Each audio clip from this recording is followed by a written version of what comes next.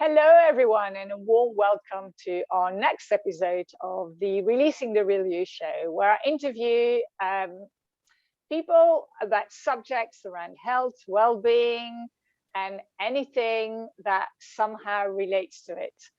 And I am very excited today because I have Stacey Landau with me, who's a yoga teacher, a therapist, and she also does breath work. And I'm really looking forward to it because breathing is something that I know personally I'm not good at. I am a very shallow breather, and but at the same time, I know that breathing is massively important for our well-being, and also at times of stress, it can be a huge stress reliever. So I'm really excited to have Stacey here, and let's dive in. So well, welcome, Stacey. Really excited to be here. Thank you so much for inviting me. I feel very grateful. So tell me a little bit about what you do, but also why you do what you do. It's been a journey, quite a long journey actually, which started over 20 years ago. Because I was always in office work, so I had no idea or didn't think about going into sort of any kind of holistic work. But I started practicing yoga because I had stopped karate. And then from practicing, from practicing yoga, I became pregnant and I did pregnancy yoga. And it was at that point, I was so aware of what it was doing for me, how it was helping me mentally, physically, that I thought I want to become a teacher. So after my pregnancy, I started studying and I did become a yoga teacher. And very early on, I realized that actually my calling was to use yoga therapeutically. So as I continued, I then went on to study yoga therapy as such. Reason, I suppose, firstly, it started with myself, as is often the case, I think. And then it was about, okay, how do I use this also to benefit others? Because I love teaching, I love sharing the practices, and if I can make an influence or change for people, that's really what I want to do. And over the years, I think, and I realize how much I have changed, and it led me into other therapies. So I studied Theta healing at one point, and I did journey work. And I then, part of my journey has been that I was very, very ill in 2017. And at that point, the physical practice of yoga as such really had to go sort of behind the scenes. I couldn't move much, and it was okay. Yeah, it was that bad when I was initially ill. My whole body was inflamed, and I literally couldn't even kneel. That's how bad it was. So it's okay, what do I do here? Where do I pull on, or what do I pull on to sort of help myself to go into a healing modality? And what really came to the forefront was breath work, which had always supported my practice, but it now became the forefront of my practice. Okay. As well as, sorry, please, you were going to ask me. No, it's interesting. Yeah, it's interesting to see the shift as well. Yeah, massive, massive shift. And also IRES, which is based on Yoga Nidra, because I was in such pain that I also had to try and put myself or encourage my body to go into a state of relaxation. Mm-hmm. And when I could do that, when I could move into very deep relaxation through, for example, breath work and IRES, I then had this potential to, first of all, release some of the pain that I was experiencing. And they were very healing for my nervous system, because I realized that my nervous system, despite being a yoga teacher, was at that point pretty shot. Many different life experiences that I'd had, probably an accumulation of a lot of things, all built up. So it was a pretty, and continues to be a massive, massive journey, as I think often is when we are faced with a challenge such as ill health, when it's really detrimental to the point that, okay, what do I do now? I can't function properly. I'm so exhausted, I can't get out of bed. What do I do? Definitely. So, yeah. So that's how sort of a lot of shifting happened. And I suppose that's where it led me to today, and what I offer, what I teach, and how I've grown and developed within the practices themselves. So have you seen, because obviously there's lots of different types of yogas or streams of yoga, whatever you want to call it. Have you seen yourself shift from before your illness, where you're teaching one type and now you're teaching another type, or have you continued in teaching the same type but just added more types to your teachings? I feel very lucky because very, very early on in my journey, was introduced to what was then called a Vini Yoga teacher, but it's under the lineage of Krishnamacharya, however we want to sort of place that. And the emphasis here is very much on adapting, very much on suiting the individual. I worked a lot, almost from the beginning of my studies, actually on a one-to-one basis.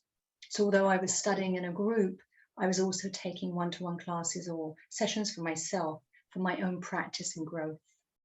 So actually, from that perspective, it has supported me throughout whatever I've gone through, because I've always been able to adapt the practice to my needs, whatever they were at the time.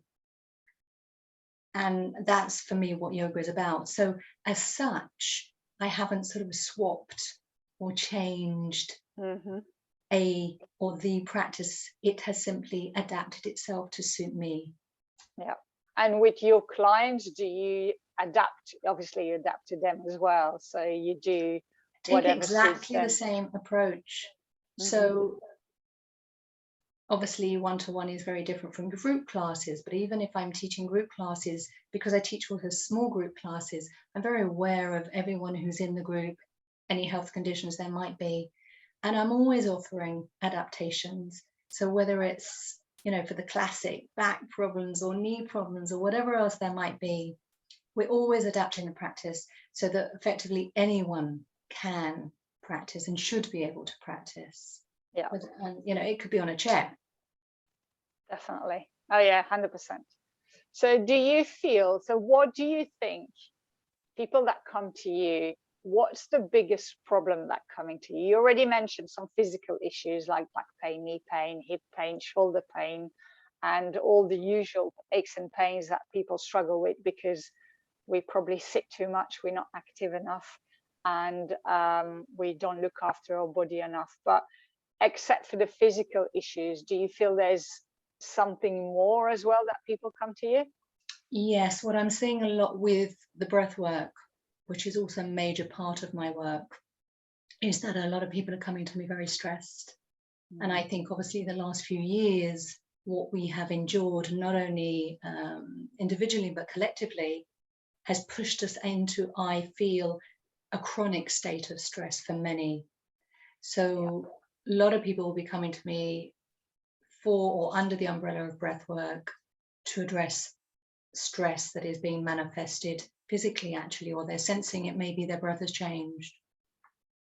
So how does breathing really help? How obviously, from what I know, it really helps me relaxing, but how, you know, from a more experienced point of view, how does it really help people relax, people get rid of aches and pains or all kinds of other stuff? I think sort of let's start with the fact that if we're not breathing correctly, we're causing a lot of problems, possibly unconsciously. So if I'm thinking about, for example, this morning, I simply threw out a post and I said something about, you know, are you breathing correctly? Because if you're not, it could be causing you pains, for example, in your upper body. You know, we could be using the accessory breathing muscles. So we've got this tightness that may be happening into the neck. It could be causing headaches, for example. So that could be one problem. If we're very tight in the belly, we're not breathing properly, that's going to impact upon our digestion. So I'm going on different things and maybe a little bit around the circle, but just, you know, to give ideas about where it may be. or possible issues that we may have. So it's slightly the opposite side, but they both fit in with each other. As I said, my own experience helping to reduce pain. So that's one aspect, for example, that I personally have used breath work for. How can I address pain or help the pain levels, reduce them? A lot of people, and that makes me think about sometimes some of my students will say to me, I've just gone in for a test and I use the breath work, and they ask me there, wow, you're so relaxed, you're so calm, what are you doing? And they would share that, for example, they were using some of the breathwork techniques to get them through the examination or test. And I do that myself as well if I have to go in for something, a procedure, or, you know, even a very small minor thing. I'll use breathwork always just to help my nerves. How else can it help? We might be nervous about giving a talk. Can it help us calm down before that and give us focus? Anything in it. Oh, absolutely. Sleep is one of the big ones. You know, I practice breath work before I go to sleep. There's almost not a night I don't think that I won't practice breath work, because it's just encouraging me to relax, to let go of maybe the stresses, and it's telling my brain it can calm down, and it's just inducing that sense of relaxation, which then helps us sleep. So sleep is a massive one. And if we're stressed and go into sleep stressed, then, you know, we're not going to have... we're not going to have a good quality sleep. No, absolutely not. So you mentioned digestion, you mentioned stress, you mentioned sleep, you mentioned pain. I mean, it's endless, really.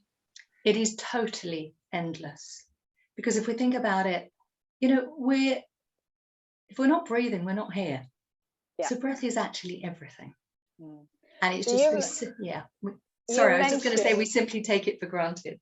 Yeah, no, it's true, actually. But you mentioned, talking about taking it for granted, you mentioned the right way of breathing.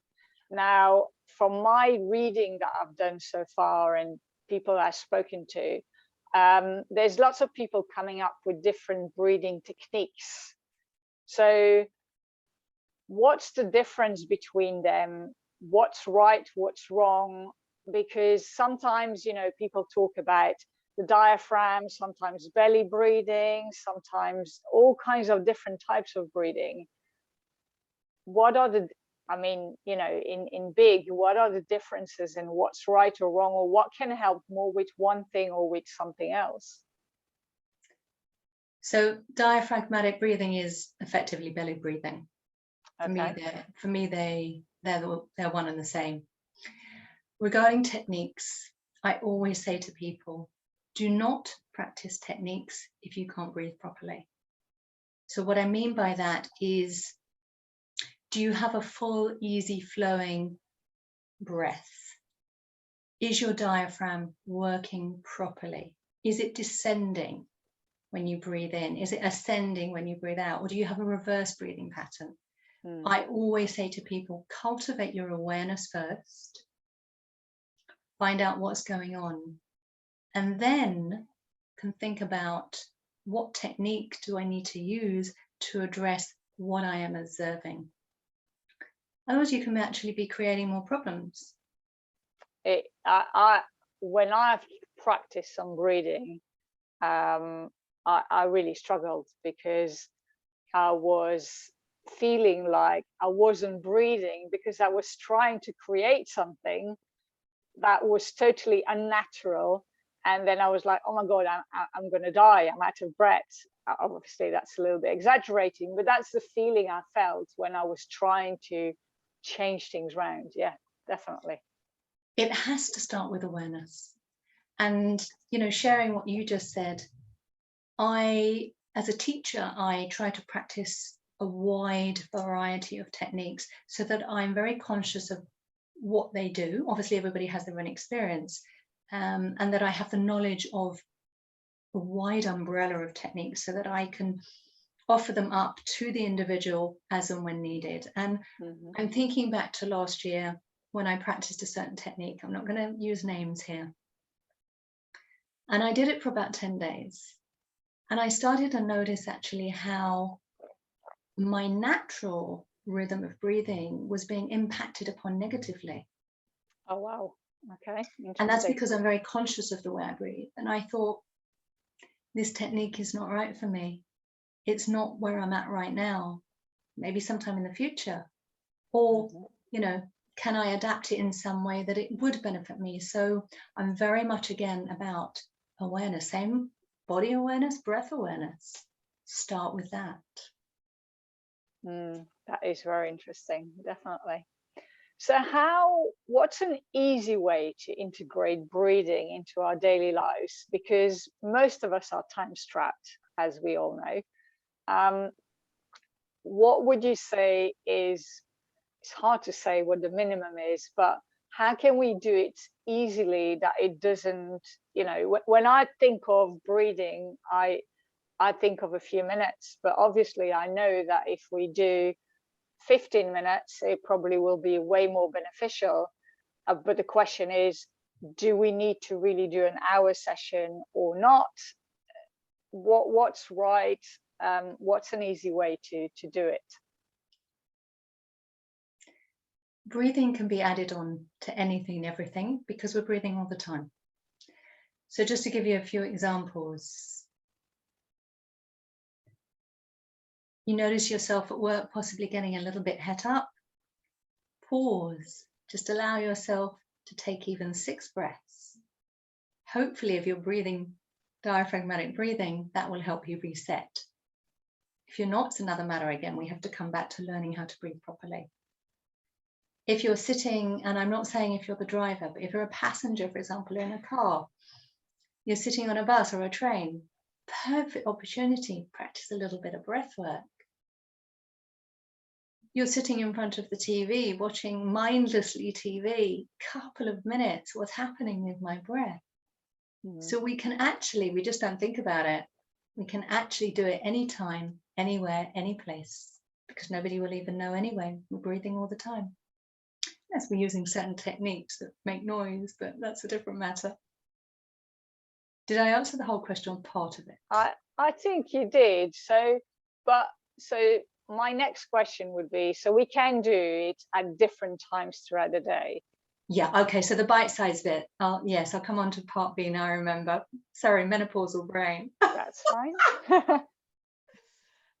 So we can have these little tiny moments, excuse me, where we practice a little bit of breath awareness or whatever else, just coming back to reset point.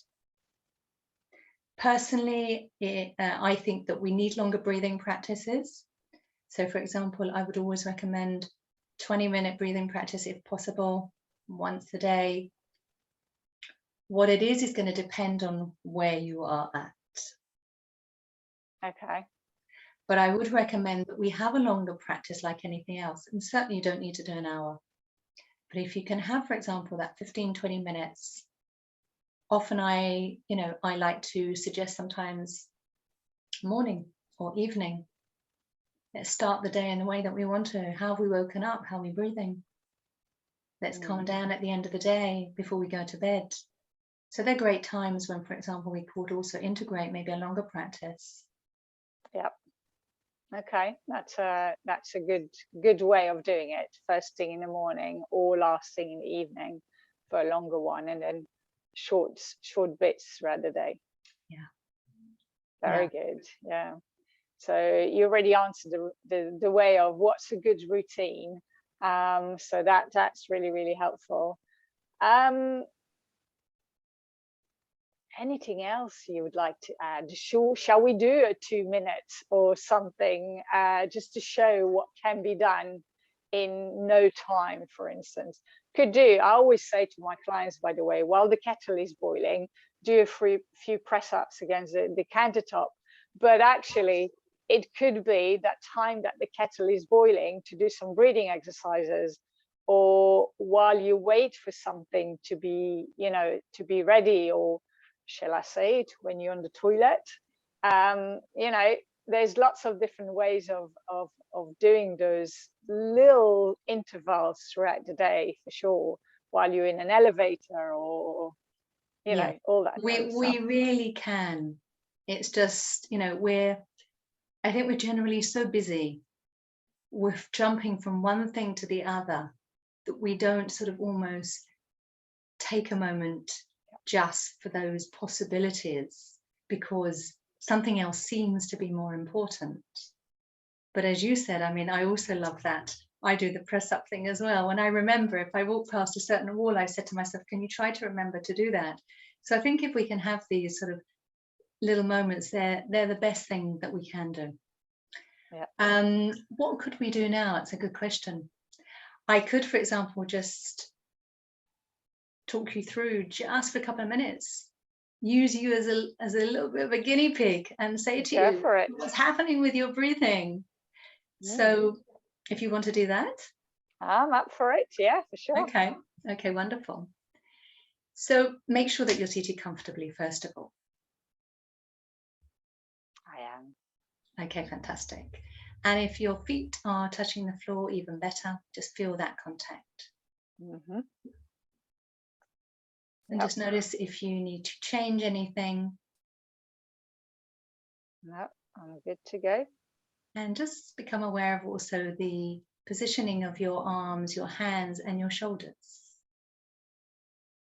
Do they need to be in a specific place or just anywhere comfortable? Well, if, for example, and I sort of use myself as a little bit of an example here, if I'm closing myself in, I'm constricting my breath. Okay, I see. So the minute this happens, there's already constriction. So I'm not saying we have to throw our chest out. That's not what I'm intending. But if we sit up right, you've already changed your position, for example, just by that little idea. So just always addressing before we even start what's happening within the body. And it's true, I do feel that I can now breathe a little bit more freer just by having not sat straight, but moved my arms a little bit wider than what they were before. Yeah. And what I want to relate this to, and I apologize that I'm stopping you, is that if you think about what happens now in our lifestyle, how we are sitting so much more, we're in front of computers and everything else, we're starting to close in. This is going to have such a major impact on the way we're breathing. So this is a really important point. Okay, so coming back to you. And maybe you could lower the gaze or close your eyes and whatever you feel comfortable with, because at the end of the day, we are on a YouTube or Zoom. And I'm going to just literally invite you to take a moment to notice your breath. So just stay with it. And if you notice your mind going elsewhere, just gently bring it back. So maybe notice where you're feeling movement in your body as you breathe.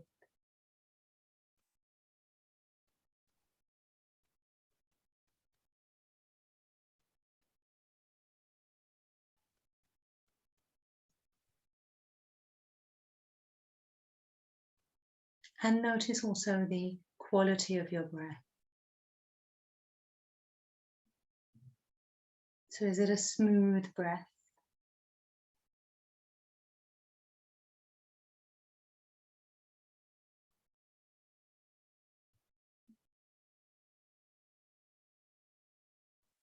Just become aware of that.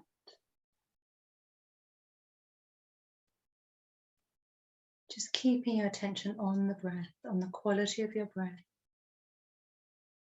on the sensations in your body as a result of breathing.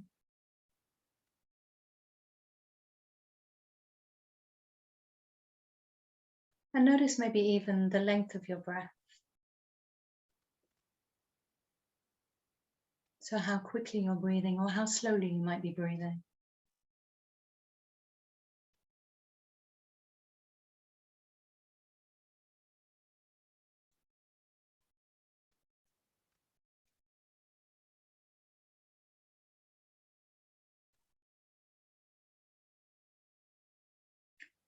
And just become aware of how, as you watch your breath,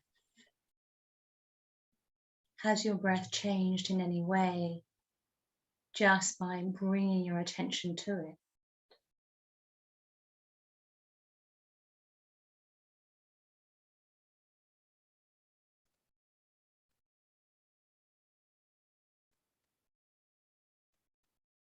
And as you focus on your breathing, just notice whether that also has an impact on your thoughts.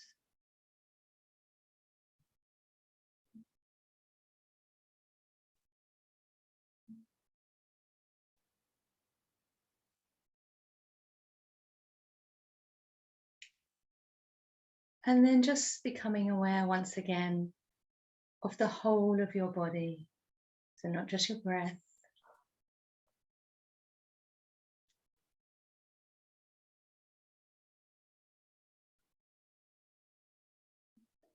and aware of your surroundings and obviously the sound of my voice.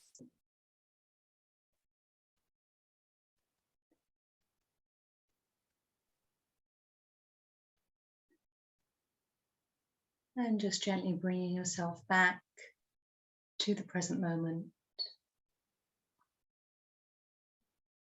And again, just noticing within that space of a few minutes only, any changes or any observations that might support you in a practice that you could, for example, adopt or develop.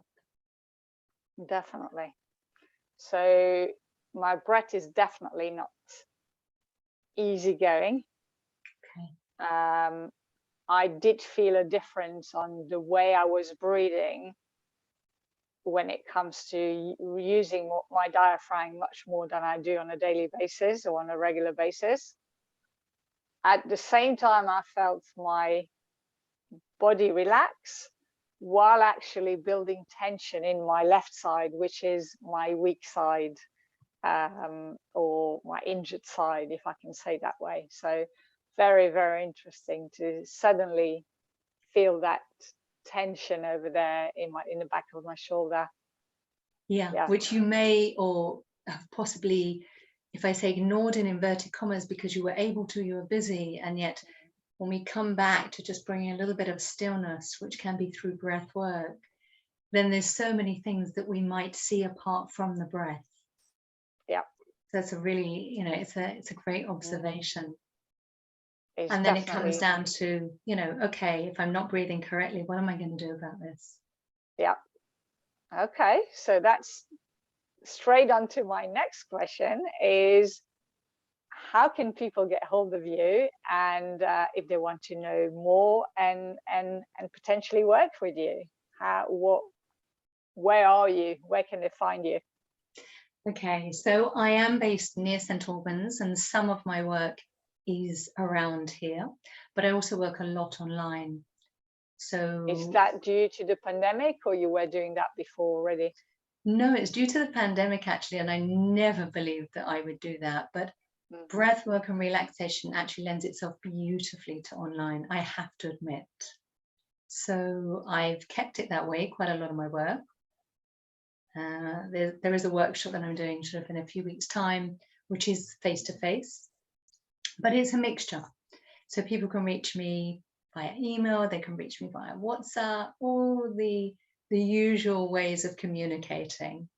Okay, social media, Facebook, LinkedIn, Instagram. Those three, nothing else, can't cope with anymore. No, I'm the same. I'm on all three as well, and I'm not really on anywhere else, so that's perfectly fine. So for anyone that's interested, so you do workshops, you do one-to-one, and you do small groups. You do it all, really. Yeah. Yeah. That's fantastic. Anything around that. Yeah. Okay, that's great. So for anyone interested, the contact details or how to get in touch with Stacey will be in the comments below the video, so you can find it out. Just click through and get in touch with Stacey for anything. I know there's regular workshops, lunchtime ones, evening ones. I have seen lots of workshops already advertised, so definitely something to think about, because I personally believe that, you know, when it comes to stress, when it comes to digestion, and when it comes to health in general, breathing is so important. We should be able to fit few bits and pieces in on a regular basis throughout our day, for sure. So thank you very much, Stacey. I'm really excited you came along and we had this chat. And for anyone that enjoyed the episode, feel free to go back to previous episodes that are on the YouTube channel. Subscribe to the channel, and then you will be alerted when the next episode comes out. And in the meantime, have a fantastic week, day, time, month, everything you want to have. Bye for now.